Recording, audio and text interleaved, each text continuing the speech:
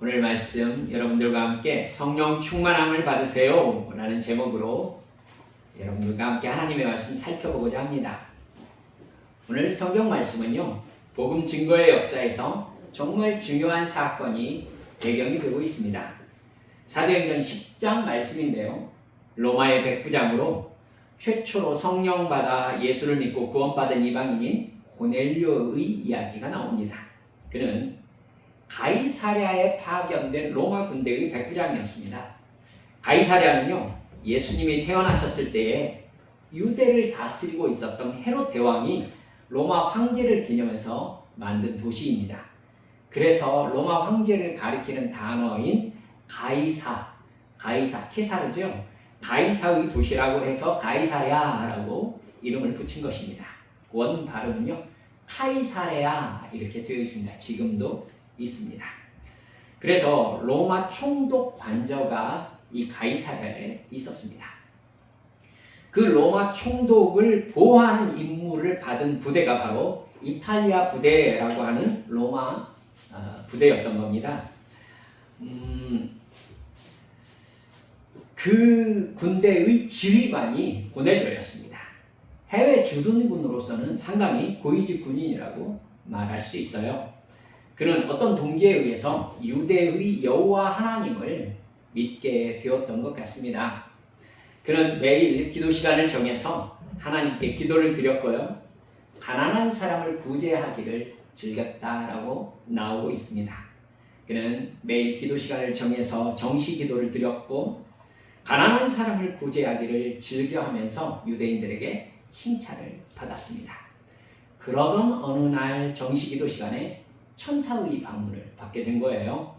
그 천사는 고넬료에게 거두절미하고요, 지금 사람을 요바에 보내서 해변에 있는 가죽 기술자 시몬의 집을 찾아서 그 집에 머물고 있는 베드로를 청하여 오라 이렇게 말합니다. 언제, 어디에서, 누구를 아주 정확하게 천사가 이야기하고 있죠. 고넬료는 즉시 사람을 천사가 말한 곳으로 보냅니다. 그 다음날 고넬료가 보낸 사람들이 거의 이 욥바의 해변에 도착했을 때에, 욥바가 해변 도시거든요. 베드로가요, 12시 베드로 정시 기도 시간에 하나님께 기도하러 지붕에 올라갔습니다. 베드로의 기도 시간에 환상이 보입니다. 베드로는 하늘에서 네 귀퉁이를 매가지고 땅에 들이운 그릇을 보게 됩니다. 그 그릇에는 율법에서 먹지 말라고 하던 것이 가득 들어 있었습니다. 하늘에서 음성이 들리죠. 베드로야, 잡아먹어라. 베드로가 즉시 대답합니다. 안 됩니다, 주님.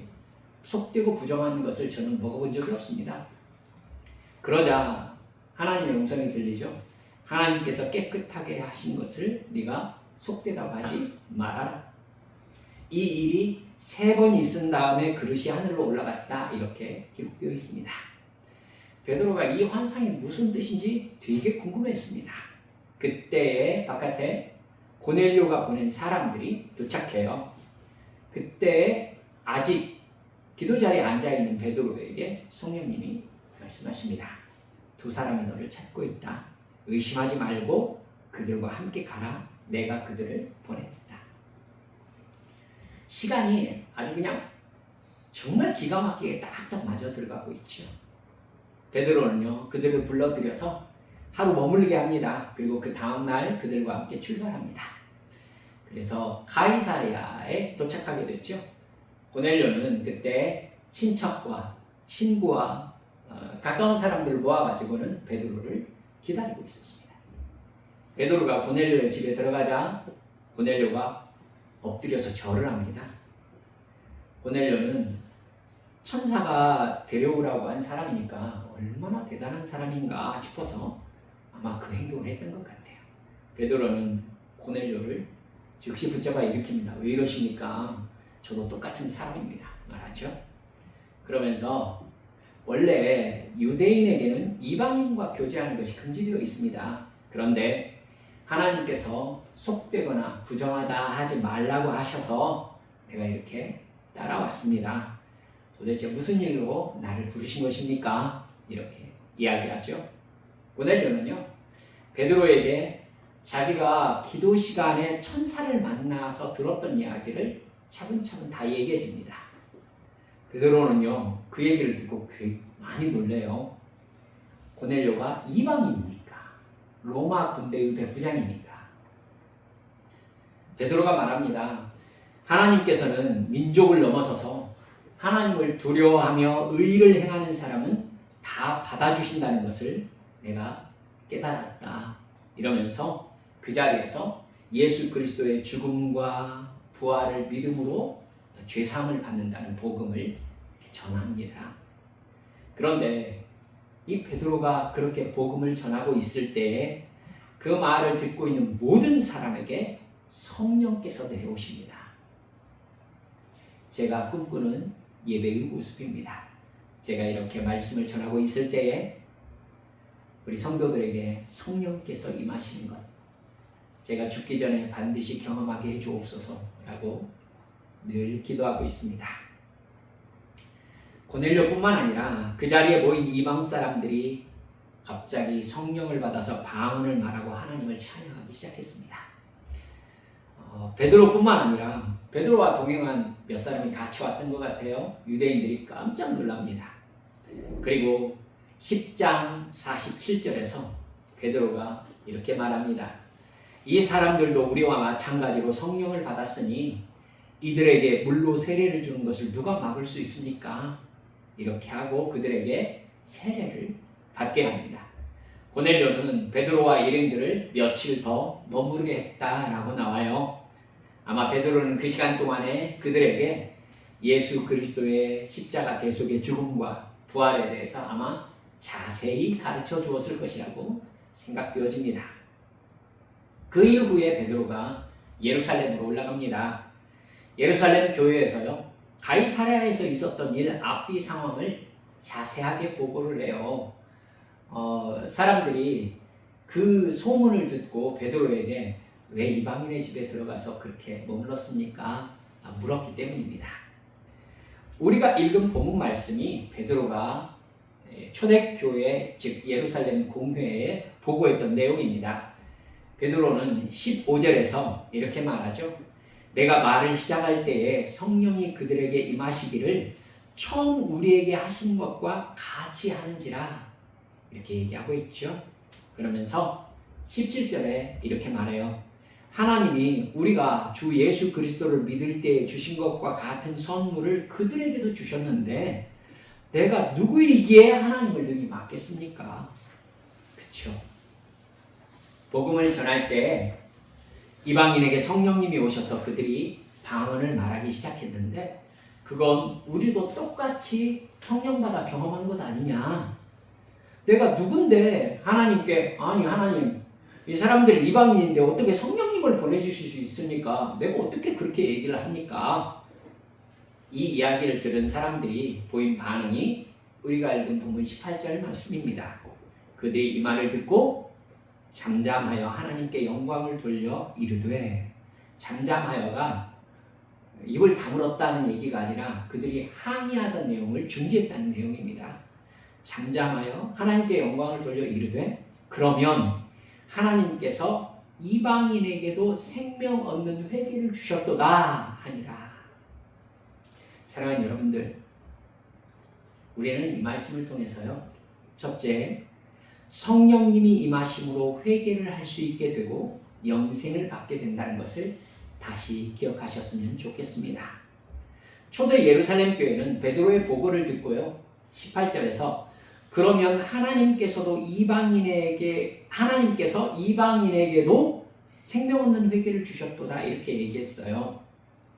여러분, 고넬료와 그의 가정에 모인 사람들은 성령을 받고 방언을 말하면서 하나님을 찬양했다라고 기록되어 있어요.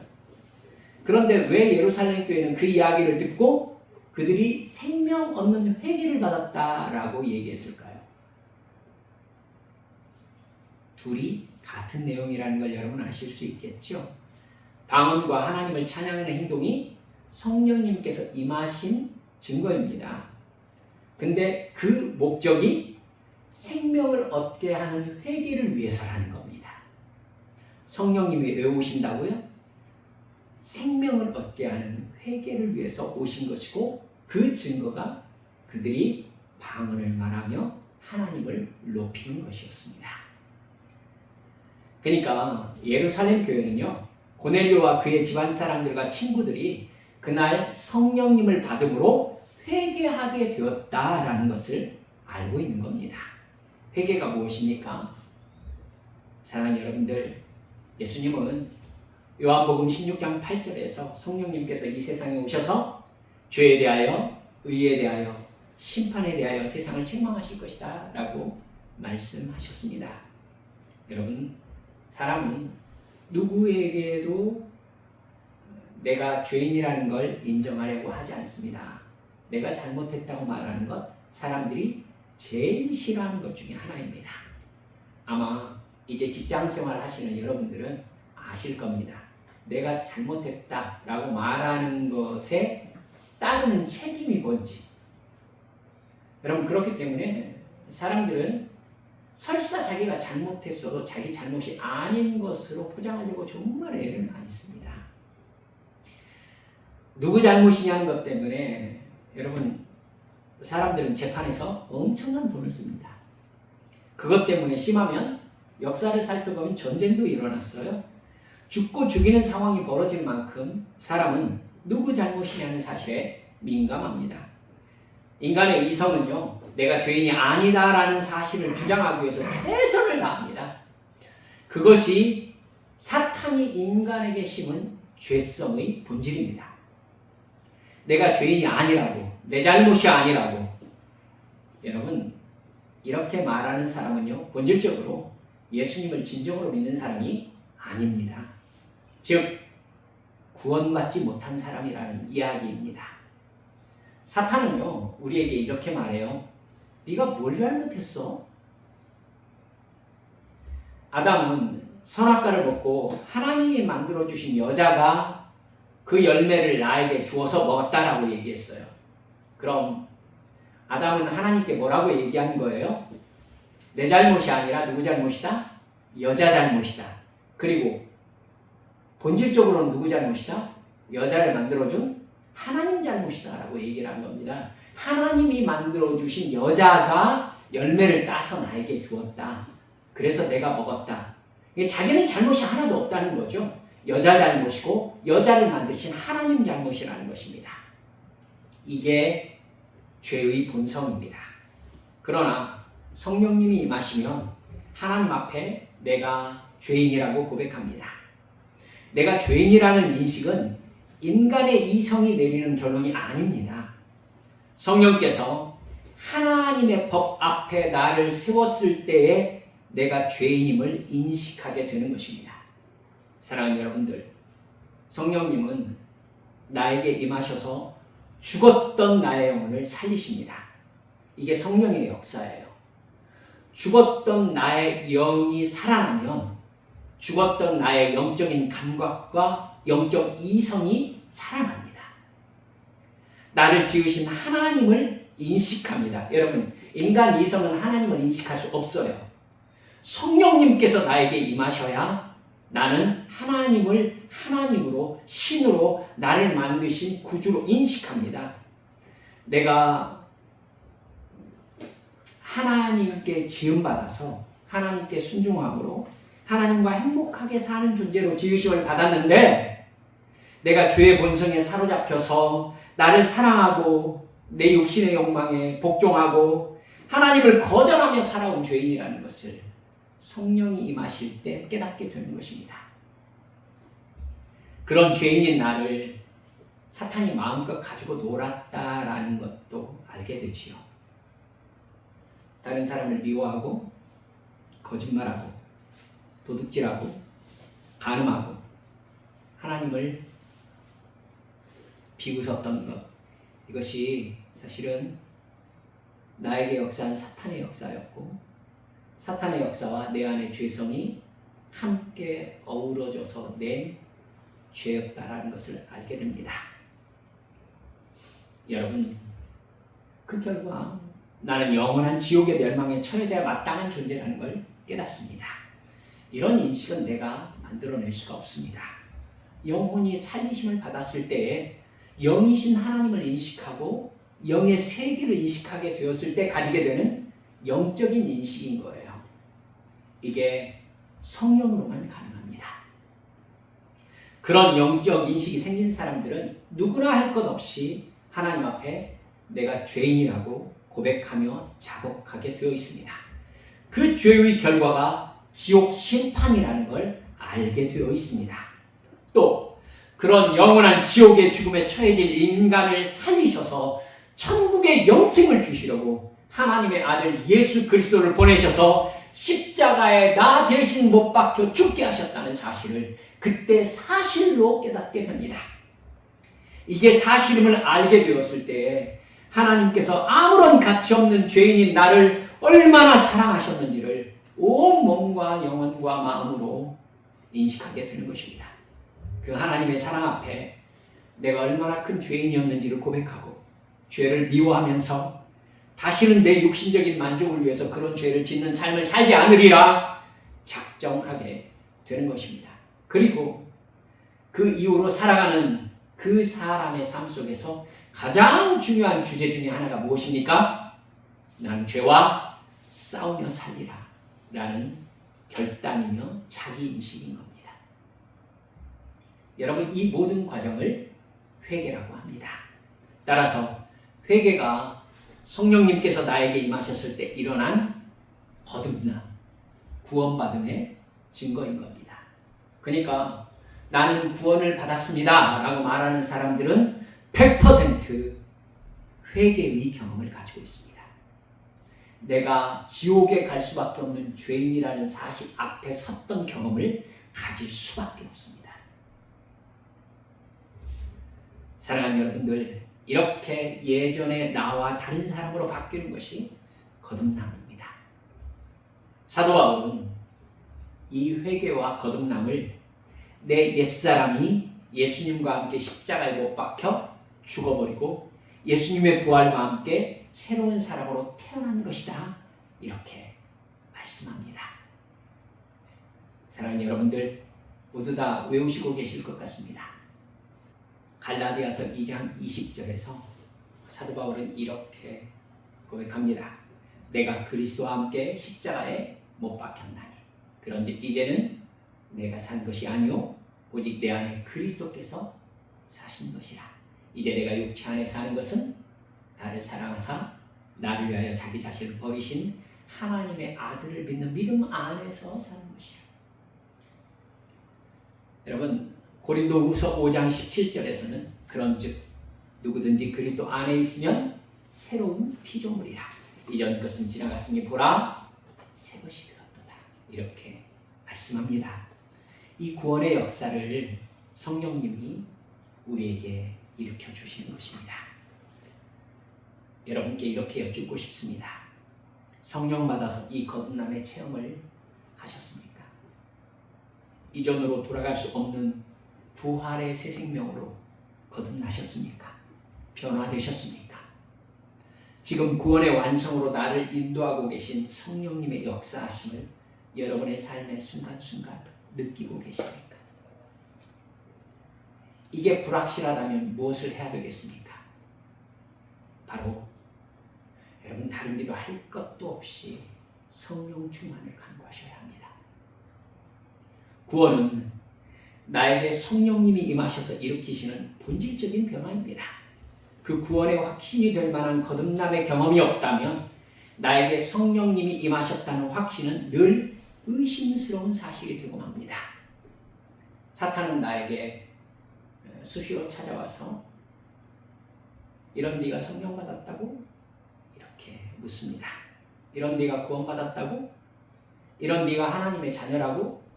웃기시네. 여러분, 성령 충만하지 않으면은 어느새 사탄이 그렇게 하는 말에 우리는 고개를 끄덕이게 됩니다. 그러신 경험 없으십니까? 어쩌면 나는 하나님이 사랑하는 자녀가 아닐지도 모른다. 하나님은 내 기도를 별로 듣지 않으실지도 모른다. 어쩌면 나는 정말 예수를 믿지 않는 사람인지도 모른다.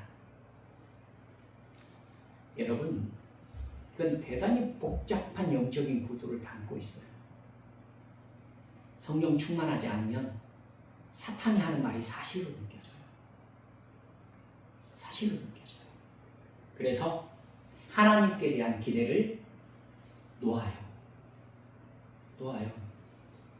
그래서 그 다음부터 기도를 안 해요. 이 세상 살아가려면 어차피 하나님 기대해서는 이 세상 못 사는구나. 여러분, 이런 생각을 나도 모르게 진짜 해요. 여러분, 제가 그런 적 없었을 것 같아요. 여러분, 그렇게 하게 된다니까요.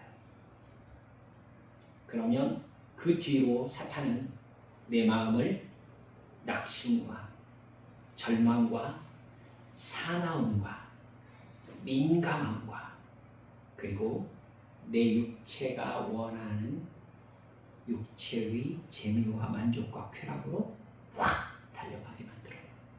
그리고 이렇게 아니면 어떻게 살 건데? 나 아무런 응답도 없는 하나님 앞에서 어쩌라는 건데? 이렇게 오히려 항의해요. 여러분, 하나님 편에서 보면은요, 안타깝죠. 사랑하는 여러분들이요, 그 사람은 구원받은 하나님의 백성이라면 구원 받았음에도 불구하고 그 사람의 일상이 죄와 사망의 지배 아래 들어가게 됩니다. 사탄이 나를 갖고 놀아요, 내 마음을. 사랑하는 여러분들, 그렇기 때문에 그런 나의 영적인 주소를 깨달았거든. 내가 아직 죄로부터 떨어져 있다라는 느낌이 아니 들고 오히려 내 육체가 행하는 것을 행하면서 그럼 어쩌라고 라는 오히려 하나님 앞에 항의하는 마음이 들거든. 여러분, 즉시 하나님 앞에 나아가서 주여 나에게 성령 충만을 주옵소서 라고 간절히 부르짖어 기도하셔야 합니다. 그리고 사랑하는 여러분들, 여러분에게 그런 확신이 들지 않거든 생명 걸고 금식하시기 바랍니다. 그러셔야 돼요. 구원의 기회를 얻지 못하고 생명을 잃는 사람들을 저는 보았기 때문입니다. 여러분, 이렇게 여러분께 말씀을 드립니다. 성령 충만은 이렇게 우리에게 심각한 문제입니다. 죽고 사는 문제예요. 복받고 내 기도가 응답받는 이런 정도가 아니라요, 내가 십자가 사랑 앞에서 죄사함 받은 하나님의 자녀인가 라는 자기 확신이 사라졌다는 것은 내가 죄와 사망의 지배 아래 들어갔다는 뜻이에요. 그렇기 때문에 절대 가볍게 여기셔서는 안 됩니다. 주님 앞에 나와서 나의 마음이 죄사함의 기쁨으로 채워질 때까지, 성령께서 나와 함께 하신다라는 확신이 들 때까지 여러분의 기도를 성령 충만에 집중하셔야 합니다. 둘째, 베드로와 고넬료는 성령 충만함을 통해서 의심스러웠던 상황을 모두 해결받았다는 사실을 기억하셨으면 좋겠습니다. 하나님은요, 여러분 성경 읽으셨으니까 아시겠지만 보통 일하실 때에 앞뒤를 자르시고 일하시는 경우가 많습니다. 아브라함을 맨 처음 만났을 때 하나님께서 당신의 스타일을 그대로 드러내고 계세요. 너는 네 고향, 친척, 아버지의 집을 떠나 내가 너에게 지시할 땅으로 가라. 되게 막막한 말씀입니다. 왜 아브라함인지, 왜 떠나야 하는지, 심지어 어디로 가라는지 전혀 설명이 없으십니다. 그냥 네가 지금 해야 할 일은 떠나는 거다, 이렇게 말씀하십니다. 모세도 그렇죠. 80세 노인이 될 때까지 아무 말씀이 없으셨습니다. 그러다가 느닷없이 나타나셔서 모세에게 이집트로 돌아가라고 하셨습니다. 모세에게는 조금 설명하셨습니다. 너를 통해서 이스라엘 민족을 가나안으로 인도하려고 한다. 방법에 대한 설명도 없고 자세한 계획도 아예 없었습니다. 내성적인 아브라함은요, 하나님께 아무 말 없이 순종했습니다만 모세는 외향적인 사람이었습니다. 그래서 하나님 앞에 뭐라고 대답하죠? 못합니다. 안 합니다. 하나님의 말씀이 나에게 전혀 설득력이 없다는 뜻입니다. 그러나 아브라함도 모세도 결국 막연하기만 한 하나님의 말씀대로 순종합니다. 그리고 그 순종의 과정 속에서 이게 하나님께서 일하시는 방법이라는 걸 깨닫게 돼요. 하나님은 자기 백성을 사랑해서 구원하시기 위해 믿음과 순종을 요구하신다는 사실을 알게 되는 겁니다. 고넬료도요, 천사를 만나 지시사항을 들을 때 이게 뭔 일인가 짐작도 할 수 없었을 것입니다. 여러분, 천사가 보내라고 하니까 그냥 앞뒤도 모른 채 그냥 보낸 거예요, 사람. 베드로 역시 자기가 본 환상이 무슨 뜻인지 전혀 알 수 없었습니다. 그러나 그들이 성령이 충만하게 임재하시는 상황을 경험하시고 나서 이 일을 위해서, 이 구원을 위해서, 이 영광스러운 역사를 이루기 위해서 하나님께서 밑도 끝도 없는 상황으로 우리를 인도하셨구나 깨닫게 되었습니다. 그들이 경험한 성령 충만의 역사는 모든 의심을 다 풀어버릴 만한 놀라운 기적이었습니다. 우리도 그렇습니다. 우리의 삶에 왜 이런 일이 일어났는지, 왜 이런 상황이 되었는지 도무지 알 수 없는 경우를 경험합니다. 그때 우리도 기도로 깨어있으면서 성령 충만함에 사로잡혀 있으면요, 두렵지 않습니다. 불안하지 않습니다. 그리고 여러분, 성령께 더 가까이 나아갈수록 진정한 감동과 기쁨과 행복을 경험하게 됩니다. 하나님은 우리 아버지이십니다. 믿으십니까? 우리에게 좋은 것을 주시고 싶어 하십니다. 우리를 행복의 길로 인도하고 싶어 하십니다. 성령 충만함을 통해서 내 상황에서 어떤 두려움도 없이 하나님을 의지하는 친아들, 친딸이 되기를 하나님이 바라시는 것입니다. 여러분, 성령 충만할 때에 이 친아들, 친딸의 행복을 정말로 누리게 하십니다. 마치 엄마 품에 안긴 아이는 그 어떤 외부적 상황에도 불구하고 행복하고 평안하듯이. 여러분, 저는 이렇게 한번 본 적이 있습니다만 아빠하고 엄마가 되게 많이 다투고 아이를 이렇게 안았어요. 근데 엄마는 습관적으로 아이에게 까꿍 합니다. 근데 아이는 어떻게 하죠? 깔깔깔 웃습니다. 바깥 상황과 아이는 아무런 관계가 없어요. 아이 눈에는 누구만 있기 때문에, 엄마만 보이기 때문에. 사랑하는 여러분들이요, 하나님이 우리 아버지시면은 아버지께서 우리를 그렇게 안고 계시는 것입니다. 어떤 상황에서든지 나를 지켜내실 능력이 내 아버지에게 있으십니다. 그렇기 때문에 우리는 하나님 아버지가 우리에게 까꿍하면 웃을 수 있는 것입니다. 정신 나갔습니까? 아니요. 하나님을 아버지로 믿기 때문에 그럴 수 있는 것입니다. 이 정신 나간 행복이 누구에게 있습니까? 성령 충만한 사람에게 있는 것입니다.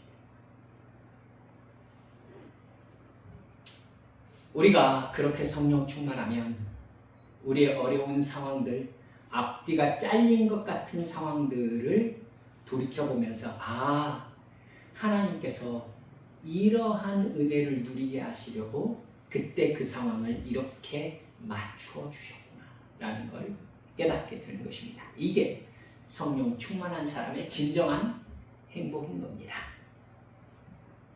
우리는 모두 다 성령 충만함을 경험하셔야 합니다. 신비한 경험을 하라는 뜻이 아닙니다. 내가 죄인인 것과 그 죄를 애통하는 내 마음의 변화와 내 죄를 고백하고 다시 그 죄를 짓지 않으려는 간절한 열망이 여러분들에게 경험되셔야 합니다. 하나님을 기쁘시게 하고 싶은 내 마음의 열망을 경험해야 됩니다. 이게 오직 성령님께서만 나에게 주실 수 있는 영적인 인식입니다. 그러기에 우리 사랑하는 한빛 성도들에게 간절히 성령 충만함을 간구하시라고 이렇게 도전하는 것입니다. 성령 충만이 아니고서는 하나님도 천사도 사탄도 죄도 천국도 지옥도 하나님의 음성도 인식할 수 없습니다. 성령님에 의해서 우리 영이 살아나고 영적인 존재로 살아나게 변화됩니다. 영적인 존재라는 자기 인식이 생기는 것이죠. 이게 거듭난 삶입니다. 오늘도 고넬료가 경험했듯이 우리들도 성령 충만하여 생명 얻는 회개와 신령한 영적 기쁨 속에 순종의 행복을 경험하는 믿음의 성도들 모두 되시기를 주 예수님의 이름으로 축원합니다. 우리 함께 기도하십시다. 사랑하는 여러분들, 이만큼 예수 믿는 시간이 지나고 나니까 저는 새벽마다 아침마다 또 점심때마다 밤의 기도 시간마다 우리 하나님 앞에 제가 죄인이라고 말씀드리게 됩니다. 그 마음 되게 좋지 않아요. 근데 여러분, 그 안에 이런 나를 불쌍히 여기시는 하나님의 큰 사랑이 가만히 밀려드는 것을 느낍니다. 사랑하는 여러분들, 그 느낌이 저에게 느껴질 때에 성령님께서 지금 나와 함께 계시는구나, 주님 앞에 고백하며 감사하게 되더라고요. 시간 기도할 때에 성령께서 여러분들에게 깨닫게 하시는 죄 회개하십시다. 그리고 얼마든지 주님 앞에 회개하는 죄를 용서하시는 주님의 사랑에 내가 젖어 살게 해주시라고 주님 앞에